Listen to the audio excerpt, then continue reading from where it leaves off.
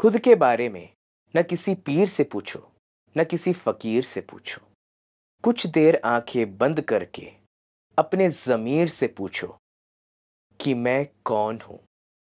नमस्कार साथियों, एक बार फिर आप सभी का स्वागत है महाकुंभ के पर्व पर एक मुलाकात कार्यक्रम में।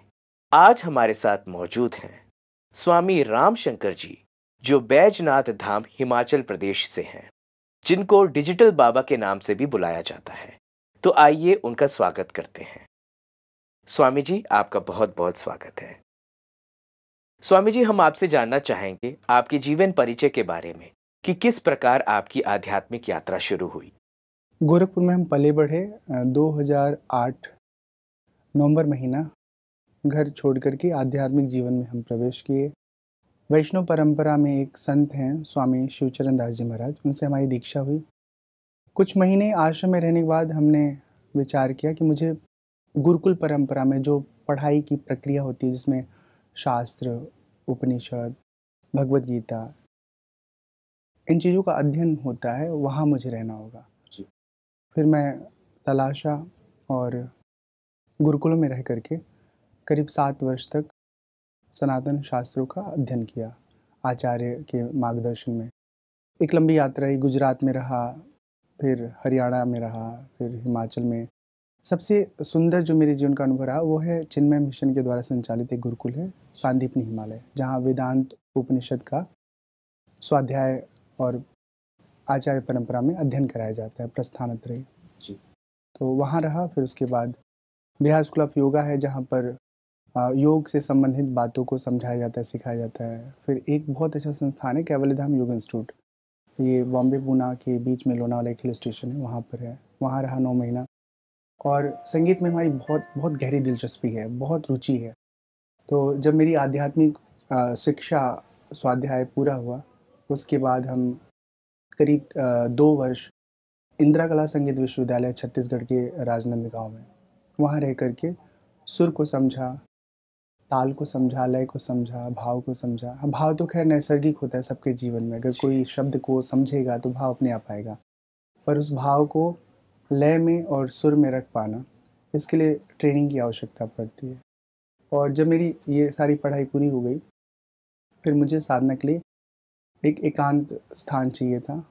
तलाशा और प्रारब्ध ही कहेंगे उसे, कि टहलते टहलते हिमाचल के बैजनाथ धाम में पहुंचा। वहाँ एक बहुत अच्छी कुटिया है, वहाँ मुझे रहने का अवसर मिला और 2017 से लेकर अब तक निरंतर वहीं रह रहे हैं। जब कभी अवसर मिलता है तो अपने अनुभव को साझा करने के लिए देश के अलग अलग हिस्सों में जाते हैं और लोगों से जुड़ करके आध्यात्मिक जो संवाद है, ज्ञान है, उसका प्रचार प्रसार करते हैं। जी जी, बहुत बढ़िया। मतलब आप गाना भी गाते हैं? जी, भजन। जी, भजन गाते हैं, हाँ। और जैसा कि हमें पता चला कि आपको डिजिटल बाबा भी बोला जी, जाता है, तो इसके पीछे क्या कारण है? क्यों आपको डिजिटल बाबा कहा बिल्कुल। जाता है? डिजिटल बाबा जो मेरे नाम में जुड़ा, वो सिर्फ़ इस वजह से क्योंकि हम जब अपने अध्ययन को पूरा करने के बाद देखे दुनिया को, तो उस समय दुनिया एक अलग रूप में दिखी, डिजिटल दुनिया। आमने-सामने बैठ के बात करने वालों की संख्या बहुत कम, पर सोशल मीडिया पे फ़ेसबुक से चैट करना या इंस्टाग्राम पे चैट करना, वीडियो कॉल पे बात करना, बहुत अधिक समय सोशल मीडिया में युवा अपना खर्च कर रहा है। तो मुझे लगा कि अगर हम सोचें कि एक जगह मैं बैठ के प्रवचन करूँ, अपने अनुभव को साझा करूँ, तो वहाँ बहुत कम लोग उपस्थित होंगे। पर जिस मंच पर, जिस दुनिया में बहुत अधिक समय लोग खर्च कर रहे हैं, अगर उसी संसार को थोड़ा-सा साधन बना लें अपनी बातों को लोगों तक पहुँचाने के लिए, तो अच्छा होगा। फिर मैं सोशली एक्टिव हुआ, फ़ेसबुक, इंस्टा, यूट्यूब, इन सब जो मंच हैं, उन पर अपना प्रोफ़ाइल बना के जो प्रवचन के वीडियोज़ हैं, धर्म से जुड़े समझ हैं, आध्यात्म की बातें हैं, साझा करने लगा। लोग सुनने लगे और मुझे लगता है जो मेरा ढंग है, वो इसलिए युवा को पसंद आया क्योंकि हम एकदम आमने-सामने बैठ के बात करते रहे। मतलब जहाँ इकट्ठा हो रहे हैं लोग, वहाँ भी उनके बीच में जा कर के फ्रेंडली होके इंटरैक्ट कर रहे हैं। और सोशल मीडिया में भी जब कोई हमें टेक्स्ट करता है, बात करना चाहता है, तो मैं प्रॉपर उसको रिस्पॉन्ड करता हूँ। जी। अब बात करने की उत्सुकता बहुत तरह की होती है। कुछ लोग बस एप्रिशिएट करते हैं, कुछ लोग जिज्ञासा से युक्त होकर के सवाल जवाब करते हैं, तो जो जिज्ञासा युक्त प्रश्न होते हैं उन पर तो मैं गंभीरता से बात करता हूँ। पर बहुत सारे लोग अगर अप्रिशिएट करते हैं तो एक एक व्यक्ति को आप अटेंशन नहीं दे पाते हैं जी। बट चेक करता हूँ इंस्टा पे, फेसबुक पे, व्हाट्सएप पे, जो भी मेरे पास टेक्स्ट आता है देख लेता हूँ कि वो कितना गंभीर विषय पर बात करना चाहते हैं। ज़रूरी अगर है किसी का हित उससे जुड़ा हुआ है तो उस पर फिर बात करते हैं जी। तो इसलिए आपका नाम डिजिटल। हाँ, अब इतना ही नहीं, एक छोटा सा उसका दूसरा पार्ट ये है कि आप जानते हैं अच्छे से कि डिजिटल प्लेटफॉर्म पर आप जब कुछ अपनी बातचीत कहना चाहते हैं तो उसके लिए आपको एक कैमरे की ज़रूरत पड़ती है, एक एडिटर की ज़रूरत पड़ती है, एक प्रॉपर लाइट सेटअप चाहिए होता है, ट्राइपॉड चाहिए, माइक चाहिए। तो ये सारे जो टूल टेक्निकल सपोर्ट हैं उसके लिए मैं किसी अन्य व्यक्ति को उपयोग नहीं करता, किसी का सहारा नहीं लेता है, सारा काम हम स्वयं कर लेते हैं। आप खुद ही करते हैं। शूट करना है, एडिट करना है, इक्विपमेंट का कैसे इस्तेमाल करना है, ये सारी चीज़ें मेरे पास हैं भी। बहुत ज़रूरी जो चीज़ें हैं, बेहतर चीज़ें हैं, वो सब हम अपने साथ रखते हैं। तो सोशल मीडिया पर लोगों से फ्रेंडली होकर के जुड़ना और उस मंच पर कार्य करने के लिए जो टूल एंड टेक्निकल सपोर्ट होता है उसमें एक तरह से दखल रखना, इन्हीं वजहों से ये मेरा नया नाम पड़ा डिजिटल बाबा। जी जी। तो ये बहुत ही एक अच्छी स्किल है कि आप आज के डेट में डिजिटल हो गया है सब कुछ, तो आप सब कुछ हैंडल कर लेते हैं खुद ही। तो स्वामी जी और जानना चाहेंगे, अभी महाकुंभ में इस वक्त हम मौजूद हैं और ये महाकुंभ भी बहुत डिजिटल हो चुका है। जैसे इन्फ्लुएंसर्स आ रहे हैं, आप देख सकते हैं कि हर जगह अभी सिर्फ महाकुंभ के ही आपको वीडियोस दिखेंगे। तो किस प्रकार से ये महाकुंभ अलग है, मतलब जैसे डिजिटल हो गया है तो इसका हम देख सकते हैं कि हमारे जो यूथ जनरेशन है वो भी काफ़ी अट्रैक्ट हो रहे हैं सनातन के तरफ। तो ये इस पे आप क्या कहना चाहेंगे? ये बहुत अच्छी बात है हमारे धर्म के लिए। कुंभ का जो ये आयोजन है इसका डिजिटलाइज होना और सोशल मीडिया पर बहुत अधिक प्रभावशाली ढंग से लोगों के सामने जाना कुंभ के सारे गतिविधि का, ये बहुत अच्छा है क्योंकि उसे देख देख करके जो युवा वर्ग है बहुत भारी संख्या में कुंभ में शामिल हो रहा है। ऐसा माना जाता था कि गंगा के किनारे माँ के मेले में, कुंभ के आयोजन में वो लोग जाएंगे जो बड़े बुजुर्ग होंगे, परिपक्व होंगे, ज़िंदगी के सारे अनुभव से वो आगे बढ़ चुके होंगे, अब उनका उम्र भक्ति वाला होगा तो जाके गंगा किनारे भजन करें। पर ये कुंभ इन सब धारणाओं को तोड़ दिया है। आप जब अभी बाहर निकलेंगे, स्टूडियो से बाहर खड़े होकर एक जगह देखेंगे तो आपको झुंड के झुंड युवा वर्ग के साथी आपको नजर आएंगे। एक तो फायदा हुआ है कि सोशल मीडिया के प्रभाव से वो कुंभ में आने लगे हैं और कुंभ में आकर के वो संत महात्माओं से बात कर रहे हैं, यहाँ की गतिविधियों को देख रहे हैं, तो अपने धर्म से जुड़ रहे हैं। हमें लगता है कि सनातन धर्म के लिए ये कुंभ एक ऐसा विराट चित्र है जहाँ पर सनातन धर्म के हर पहलू को वो जीवंत रूप में देख पाते हैं। संन्यास आश्रम है, गृहस्थ आश्रम है, वानप्रस्थ आश्रम जो कल्पवासी लोग करते हैं, ब्रह्मचर्य आश्रम है, बटुक जन जो गुरुकुल में वेद पाठ करते हैं, स्वाध्याय करते हैं, और इन जीवन को जीने वाले लोगों का जो उद्देश्य होता है वो भी हम साफ साफ समझ पाते हैं।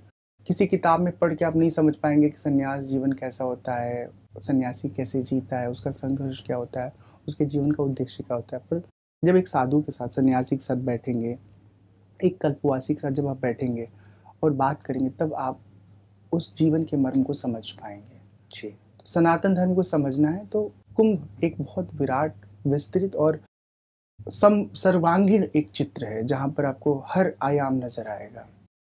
जी बिल्कुल बिल्कुल स्वामी जी। और स्वामी जी आप यहाँ पर आए हैं तो आपसे जानना चाहेंगे कि क्या लक्ष्य है आपका और क्या परिवर्तन आप लाना चाहते हैं समाज में इस महाकुंभ में आकर?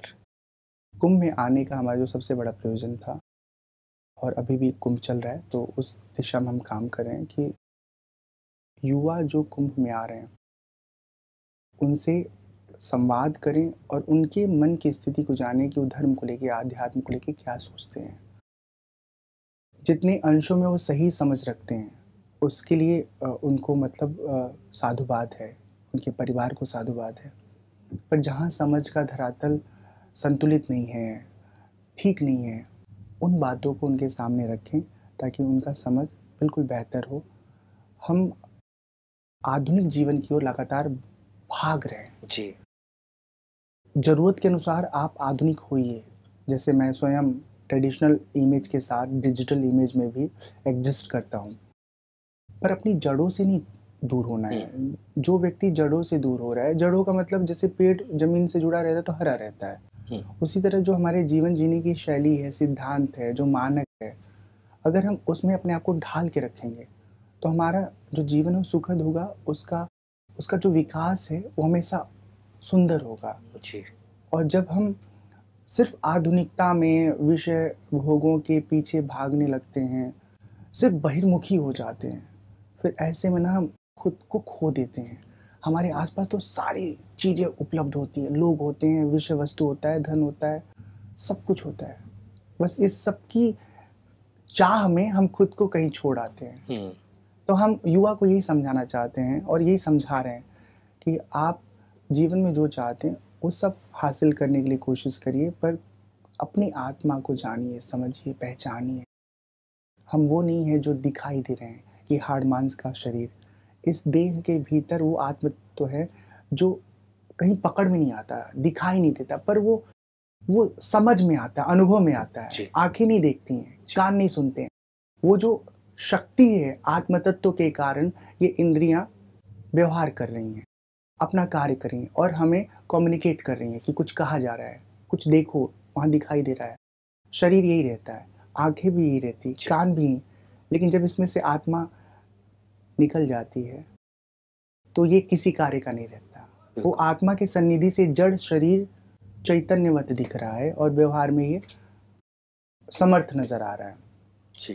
पर शरीर और आत्मा इन दोनों की अलग सत्ता है। जिस समय हम अपने देह के स्वरूप को समझ लेते हैं और अपने आत्मा के स्वरूप को समझ लेते हैं, उस समय हम देहासक्ति से मुक्त हो जाते हैं, देह के बंधन से मुक्त हो जाते हैं। हम जीवन भर इसी द्वंद्व से लड़ते रहते हैं कि कोई कह दिया अरे तुम तो सावले हो, कोई कह दिया अरे तुम बड़े पतले हो, कोई कह दिया बड़े मतलब हेल्दी हो, फैटी हो। अब लगता है अरे यार हम भी कैसे स्लिम हो जाते हैं, 0 फिगर में आ जाते हैं, 6 पैक। कोशिश करिए स्वस्थ रहने के लिए, लेकिन अगर जेनेटिकली कोई डिसऑर्डर है, माता पिता हेल्दी हैं और आप ही हेल्दी हो गए, माता पिता सावले हैं, आपका रंग भी थोड़ा सा सावला हो गया है या ब्लैक हो गया, तो उससे क्या फर्क पड़ता है? उसको स्वीकार करना जरूरी है। कलर आपकी पहचान नहीं है, आपकी पहचान आपकी मेधा है और आपने आत्मिक धरातल पर कितनी उन्नति की, कितना अपने आप को पवित्र रखा है, कितना निर्मल किया है। आपकी एक ऐसी स्थिति हो जाए जहाँ पर आप सबके साथ बहुत सरल रहिए और सच्चे रहिए जी। बिल्कुल बिल्कुल। आध्यात्मिक उन्नति यदि कोई साधक चाहता है तो उसे सरल होना पड़ेगा, सहज होना पड़ेगा और अपने व्यवहार के धरातल पर बहुत बहुत स्पष्ट निर्मल होना पड़ेगा।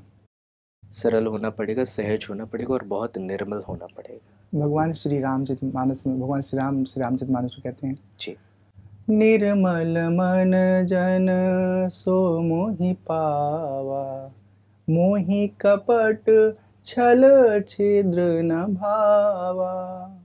जय सिया राम, जय जय सिया राम, जय सिया राम, जय जय सिया राम। तो भगवान कहते हैं कि जो लोग हृदय के निर्मल होते हैं, साफ सुथरे होते हैं, वो अपनी उस पवित्रता से ही हमको रिझा लेते हैं, पा लेते हैं, हम उनका बन जाते हैं। अब एक बहुत अच्छी बात है ना कि भगवान को भी यही पसंद है और हम इंसानों को भी यही पसंद है। हम मनुष्य क्या चाहते हैं, हमारे इर्द गिर्द जो हमारे साथी हो, स्वजन हो, मित्र हो, वो हमारे साथ अच्छा व्यवहार करें। ये नहीं कि हमारे सामने हमारी वाली और किसी और के सामने हमारी फिर निंदा, हमारे बारे में बुराई करना जी।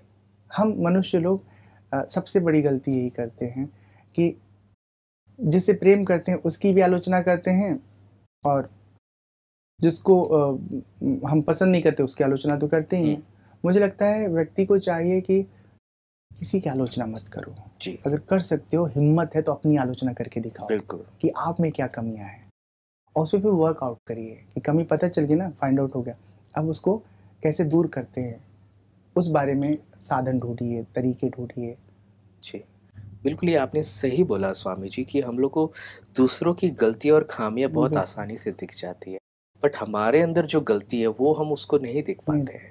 और कहीं ना कहीं अगर हम दूसरे की गलती, दूसरे के अहंकार को या उसके घमंड को देख रहे हैं, तो कहीं ना कहीं वो अहंकार और घमंड हमारे अंदर है। तो कमी हम में है कि हम उनके अहंकार और घमंड को देख रहे हैं। बिल्कुल। हर व्यक्ति में कुछ ना कुछ पॉजिटिव होता ही होता है, चाहे भले ही वो कितना भी गुस्सा करता हो, ठीक बात है। उसमें कुछ ना कुछ पॉजिटिव जरूर होगा। तो उस पॉजिटिव में फोकस करेंगे तो उसके तरफ से भी हमारा पॉजिटिव ही बिल्कुल। व्यवहार मिलेगा। आपको बताएं, बहुत अच्छा विषय आपने चुना, गुस्सा करना। हम सब थोड़ा बहुत करते हैं और इस बात को लेके हमारी बहुत आलोचना होती है। जी। हमारी मतलब जो गुस्सा करता है उसकी आलोचना होती है। गुस्सा हम क्यों करते हैं? दो कारण होता है।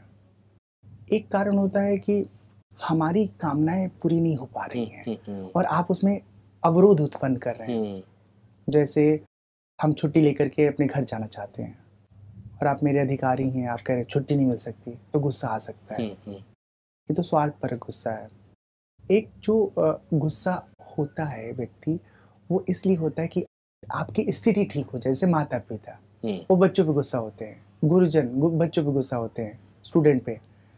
क्यों? तुम्हें ये कार्य समझाया गया था, बताया गया था, सिखाया गया था, ठीक से क्यों नहीं किया? आपको एक जिम्मेदारी मिली है, आप अपनी जिम्मेदारी का निर्वाह क्यों नहीं किए? करना चाहिए ना जी। और मुझे लगता है कि यदि हमने गलती की है, सामने वाला गुस्सा किया, तो हमें चाहिए कि चुपचाप जो गलती की है उसके बदले में गुस्सा सह ले और आगे कोई ऐसा व्यवहार न करे जिससे फिर सामने वाला गुस्सा हो। अब दिक्कत कहाँ आती है? हम गलती भी करते हैं, गुस्सा कोई हो रहा है तो उस पर रिएक्ट भी करते हैं। बस अपनी गलती स्वीकार कर ले, हाँ हमसे गलती हो गई, हम आगे से ध्यान रखेंगे और फिर उस गलती की पुनरावृत्ति ना हो। सामने वाला क्यों गुस्सा करेगा? माँ बाप हो, चाहे दोस्त हो, चाहे बॉस है, कोई भी गुस्सा करने के लिए थोड़ी ना आपको अपने जीवन में रखा है जी। बस वो तब नाराज होता है जब हम जो जिम्मेदारी लिए हैं उसका निर्वाह नहीं करते हैं। बिल्कुल। तो स्वामी जी, जैसे आपने बताया कि सह लेना है, कई दफा ये सहन नहीं हो पाता है, रिएक्ट कर देता है आदमी। तो क्या करे कि ये जो है कि वो हीट ऑफ द मोमेंट में होता है, वो इतनी फ्रैक्शन ऑफ सेकंड्स में होता है कि आदमी रिएक्ट कर ही देता है। अभ्यास। हाँ, अभ्यास। आप जब गुस्सा करते हैं तब आपको हमें हानि होती है, छोटी छोटी हानियां होती है। जैसे आप अपने जीवन साथी से गुस्सा हो गए तो आप देखिए उसका इम्पैक्ट कहाँ कहाँ आता है। कुछ देर आपका मन बेचैन होगा, अशांत होगा, दुखी होगा, बाद में सब नॉर्मल हो जाता है। अधिकारी से गुस्सा कर दिए, उसने नौकरी से निकाल दिया। जितनी बार हम गुस्सा करते हैं उतनी बार हमें हानि होती है। अच्छा, स्थूल हानि जो होती है वो तो अपनी जगह है, हम अंदर से बहुत नुकसान पहुंचाते हैं खुद को जी, अपना सारा संतुलन बिगाड़ देते हैं जी। बस ये है कि जीवन में कुछ भी करना है तो आपको अभ्यास करना पड़ेगा। गुस्सा नहीं करना है, बस गुस्सा नहीं करना, बस गुस्सा नहीं करना।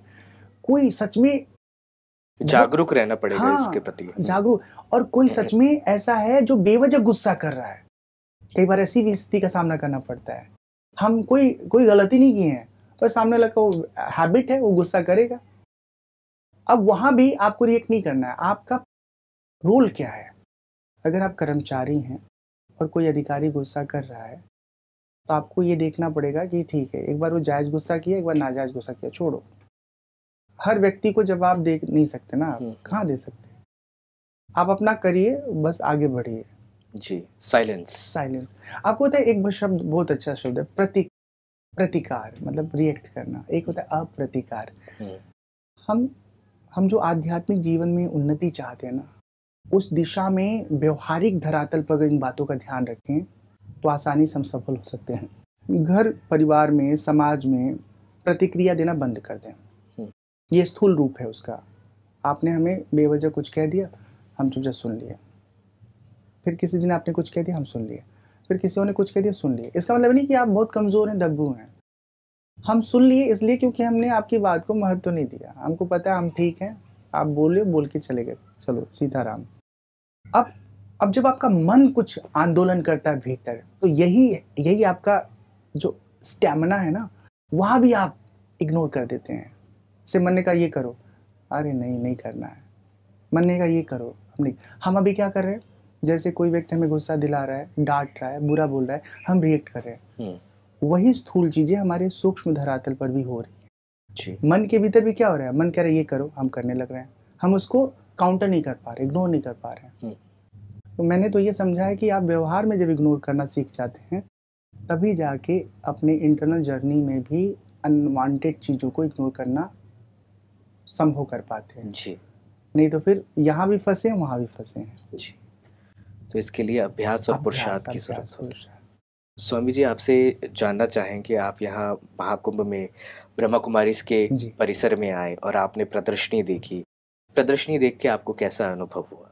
हम आते आते ये विचार कर रहे थे कि अभी का जो दौर है वो सिर्फ सुनकर के बातों को समझ पाने में लोग बहुत समर्थ नहीं होते हैं। उनको विजुअल चीज़ें ज़्यादा कम्युनिकेट होती हैं, ज़्यादा आसानी से समझ में आती हैं। तो जो सारी प्रदर्शनी में अलग अलग विषय आपने यहाँ पर सबको दिखाया है, उससे वस्तु स्थिति का उनको समझ ठीक प्रकार से आसानी से हो रहा है। तो एक नया ढंग है सूक्ष्म बातों को स्थूल रूप से कहने का जी। हाँ, सूक्ष्म को तो कह ही नहीं सकते, आप शब्द में नहीं ढाल सकते, लेकिन फिर भी सूक्ष्म तक पहुंचना है तो आपको स्थूल ढंग अपना करके धीरे धीरे धीरे धीरे सूक्ष्म के करीब आप ले जाएंगे।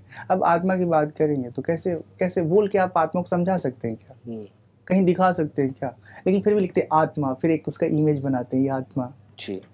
तो वो जो स्वरूप है उसके सहारे स्वरूप के अस्वरूप स्थिति में पहुंचना, तो ये कोशिश बहुत अच्छी है आपकी संस्था की। अब देश में बहुत सारे लोग ऐसे हैं जो ग्रामीण क्षेत्र से आते हैं, शहरी क्षेत्र से आते हैं, सब लोग आपके संस्था में मतलब ब्रह्म कुमारी परिवार में जुड़ रहे हैं। सबसे अच्छी बात है कि वो आध्यात्म से, आत्मा से अत्यधिक जुड़ने की ओर लगातार चल रहे हैं। हम सब जो अलग अलग संप्रदाय, धर्म और लोगों के सिद्धांत है ना, उसमें कुछ कुछ भिन्नताएं हैं। एक सबसे अच्छी बात है कि सब जगह ये बात सब स्वीकार करते हैं कि हम आत्मा के करीब जाएं जी। ये हर जगह कॉमन, आत्मा को समझें जी। कहते हैं ना जी कि स्पिरिचुअलिटी का ABCD, तो A फॉर आत्मा। और दूसरा कि हमारे अंदर जो दुर्गुण है जी, उसको हम छोड़ें जी। जो व्यक्ति अनेक प्रकार के दोषों से युक्त है वो कभी आध्यात्मिक जीवन में विकास नहीं कर सकता जी, उसके लक्ष्य को नहीं पा सकता। तो यहाँ भी प्रदर्शनी में कई जगह ये बातें समझाई गई हैं। मांसाहार का सेवन छोड़िए जी, जो अत्याचार करते हैं, क्रूरता करते हैं, पेड़ पौधों को नुकसान पहुंचा रहे हैं, प्रकृति को आप दोहन कर रहे हैं प्रकृति का जी, उन सब से अपने प्रवृत्ति को बदलिए, पोषण करिए, प्रकृति का पोषण करिए, लोगों के भीतर सद्भाव भरिए। देखा मैं बहुत अच्छा लगा, बहुत बढ़िया लगा जी। स्वामी जी, बिल्कुल। स्वामी जी, आप हमारे कार्यक्रम में आए और आपने अपना कीमती समय दिया, आपका बहुत बहुत शुक्रिया। बहुत बहुत साधुवाद, शुक्रिया। हरे कृष्णा, हरे कृष्णा। तो साथियों, जैसा कि आपने सुना, स्वामी जी ने बताया कि जब हम दूसरों की कमी कमजोरियों को देखते हैं तो कहीं ना कहीं हमारे अंदर भी कोई कमी कमजोरी है। तो सबसे पहले हमें अपनी कमी कमजोरियों को दूर करना है, तभी हम दूसरों को परिवर्तित कर सकते हैं। और जब दूसरे परिवर्तित होते हैं तो पूरा संसार परिवर्तित होते चला जाता है। इसी के साथ आज के कार्यक्रम को यही विराम देंगे और अगली बार फिर एक गेस्ट के साथ मुलाकात होगी।